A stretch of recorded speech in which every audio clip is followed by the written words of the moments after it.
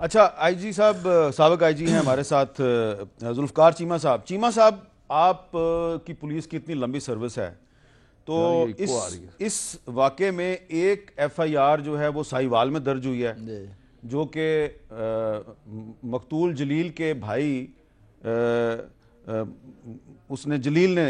خلیل کے بھائی جلیل نے درج کرائی، خلیل کے بھائی جلیل نے درج کرائی ہے. ایک F I R C D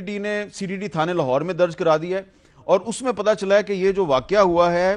اس میں اس ٹیم کے انچارج جو ہیں وہ صفدر حسین صاحب تھے، ان کے ساتھ ایک احسن بھی تھا، ایک رمضان بھی تھا، ایک حسنین اکبر بھی تھا، اور انہوں نے اس اپنی ایف آئی آر میں 302 کا کیس بنایا ہے اور کہا ہے کہ یہ جو لوگ ہیں ان کو ہم نے نہیں مارا، ان کو تو جو ذیشان ہے اس کے ساتھیوں نے مارا ہے اور انہوں نے ان پہ ڈال دیا ہے. اب ہمیں یہ بتائیں کہ جب ایک مقدمے کی 2 ایف آئی آریں درج ہو جاتی ہیں تو فائدہ کس کو ہوتا ہے؟ دیکھیں میر صاحب، اصولاً اور قانوناً تو ایک ہی ایف آئی آر ہونی چاہیے، فرسٹ انفارمیشن رپورٹ، یعنی کوئی اکرنس ہوتا ہے تو اس کے بارے میں ایک ہی رپورٹ کی جاتی ہے. مگر یہاں اس ملک میں کیا کچھ نہیں ہو رہا، یہاں تو ایک کیس کی 3 ایف آئی آریں بھی ہو چکی ہیں، مرتضیٰ مرڈر کیس کی. بہرحال اس میں کوئی شک نہیں کہ اگر کوئی زیادہ باثر فریق ہے تو وہ کوشش کرتا ہے کہ اور مرزا بھٹو مرڈر کیس میں جن پولیس آفیشلز کے خلاف انکوائری ہوئی تھی وہ سارے کے سارے رہا ہو گئے تھے. اچھا جی، بہرحال میں اب ساہیوال کیس کے بارے میں بات کرنے لگا ہوں کہ یہ انتہائی بہیمانہ فعل ہوا ہے، بڑی بربریت کا مظاہرہ ہوا ہے، اور پہلے دن 24 گھنٹے تو شاید کچھ کوشش کی گئی خلیل وغیرہ جو بالکل بے گناہ تھے ان کو ساتھ اٹیچ کرنے کی اور ان کو بھی کرمنل شو کرنے کی، مگر اب چونکہ اتنا پریشر بڑھا اور پھر 2 چیزیں اس طرح کی ہوئیں کہ جب ان کی ڈیڈ باڈیز گئیں تو پورا علاقہ باہر نکل آیا. انہوں نے ان کے بڑا غم و غصے کا اظہار کیا، اظہار یکجہتی کیا. اگر کسی کا کرمنل ریکارڈ ہو تو لوگ اس طرح باہر نہیں نکلتے. نمبر 2، حکومت نے فوری طور پہ ان کے لیے امدادی رقم کا اعلان کر دیا. حکومت سارا کچھ پتہ کر کے یہ کام کرتی ہے اور یہ نہیں کرتی کہ کرمنلز کے لیے امدادی رقوم کا اعلان کر دے.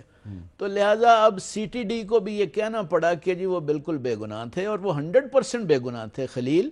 اس کی بیوی اور اس کی بیٹی. میں سمجھتا ہوں کہ جنہوں نے یہ آپریشن ایگزیکیوٹ کیا ہے نہ تو ان میں کوئی پیشہ ورانہ استعداد تھی، اہلیت تھی، نہ ان کے دلوں میں کوئی انسانی دل تھا، نہ ان میں خوف خدا تھا، اور نہ ہی انہیں اپنے کسی سینئر یا کسی اتھارٹی کے سامنے جواب دہی کا کوئی احساس تھا. تو یہ بالکل انتہائی نان پروفیشنلزم کا مظاہرہ جو کیا گیا، تو اس نان پروفیشنلزم کے مظاہرے پہ کم از کم آئی جی پنجاب کو تبدیل نہیں کرنا چاہیے؟ نہیں، میں سمجھتا ہوں کہ یہ جو ہے خود سی ٹی ڈی میں کوئی سینئر آفیشلز کے ہیڈز جو ہیں وہ دے مسٹ رول ڈاؤن. اور اس پہ جو سب سے زیادہ ضروری بات ہے وہ یہ ہے کہ کور اپ نہیں ہونا چاہیے،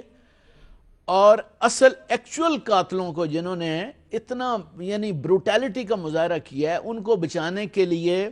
کوئی اسکیپ گوٹس نہیں ڈھونڈنی چاہیے، قربانی کے بکرے بنا کے کہ لو جی ان پہ کیس درج کر دو بعد میں بچا لیں گے، ایسا نہیں ہونا چاہیے. لیکن جب 2 ایف آئی آریں درج ہوتی ہیں تو فائدہ کس کو ہوتا ہے؟ نہیں، فائدہ تو ڈیفینیٹلی اس میں جو ایکچول کلپریٹس ہیں ان کو کچھ ریلیف ملتا ہے یا وہ لینے کی کوشش کرتے ہیں. اس کا مطلب ہے انہوں نے جان بوجھ کے 2 ایف آئی آریں درج کی ہیں. اب دیکھیں نا جی، یہ جو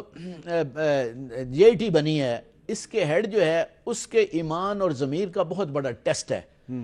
کہ اگر تو وہ بالکل ایمانداری سے 100% کہ جی یہ اس میں لیکونز ہیں اور یہ وہ لوگ ہیں جنہوں نے گولیاں چلائی ہیں یا فائرنگ کی ہے.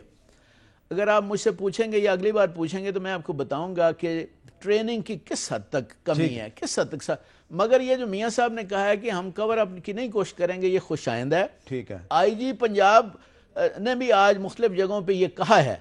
کہ ہم کسی کو بچانے کی کوشش نہیں کریں گے اور جو بھی رپورٹ میں آیا ایکچول ان کو قرار واقعی سزا دلوائیں گے. تو یہ ہونا چاہیے.